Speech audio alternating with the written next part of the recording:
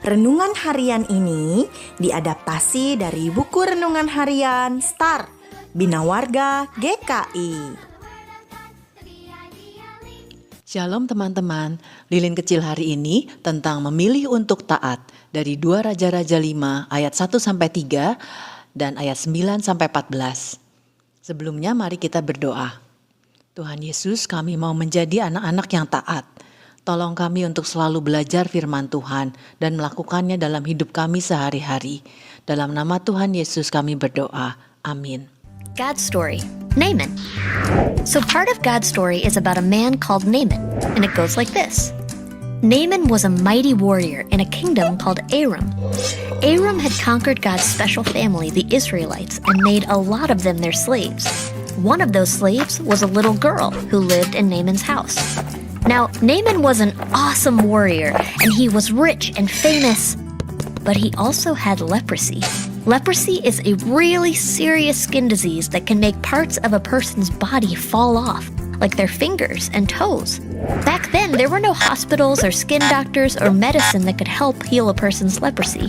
And because leprosy is contagious, people avoided lepers, and sometimes even made them leave their homes and cities and live out in the wilderness, away from everyone else. Anyway, the slave girl knew about Naaman's leprosy, but she also knew that God is more powerful than any disease.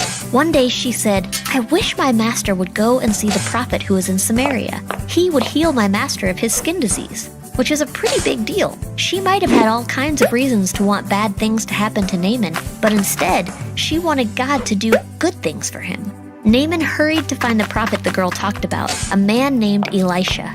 A prophet is someone who hears from God and shares God's messages with others. And with God's help, prophets like Elisha could do some pretty incredible things. When Elisha heard the powerful warrior Naaman was there to see him, Elisha sent his messenger to meet him.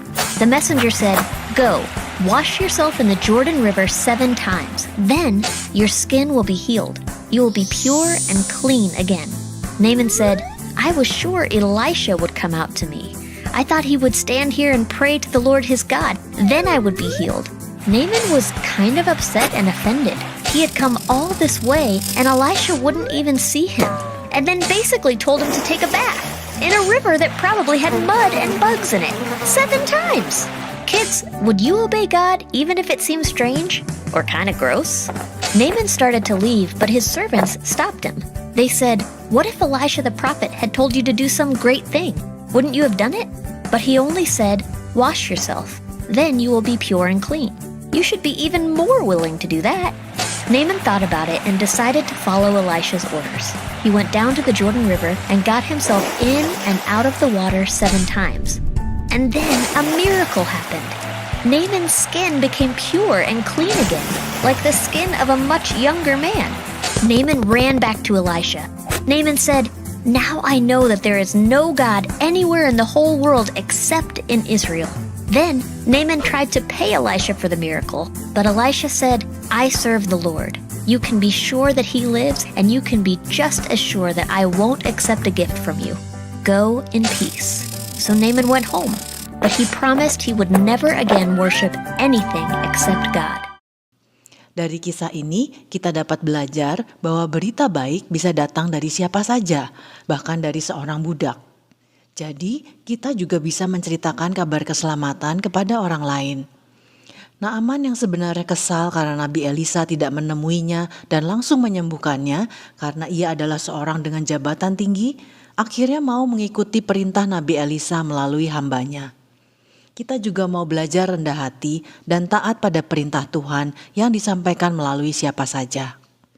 Naaman sembuh dari kustanya karena memilih untuk taat. Kita juga mau belajar taat pada perintah Tuhan walaupun kadang tidak enak atau sulit. Ayat hafalan kita, Kisah Para Rasul 5 ayat 29b. Kita harus lebih taat kepada Tuhan daripada manusia. Mari kita berdoa. Bapa di surga, tolong kami supaya diberikan kekuatan dan ketabahan untuk menaati firman-Mu, meskipun kadang prosesnya tidak menyenangkan. Dalam nama Tuhan Yesus kami berdoa. Amin. Saya memilih taat pada firman Tuhan, meskipun kadang tidak nyaman. Sampai jumpa lagi teman-teman. Tuhan Yesus memberkati.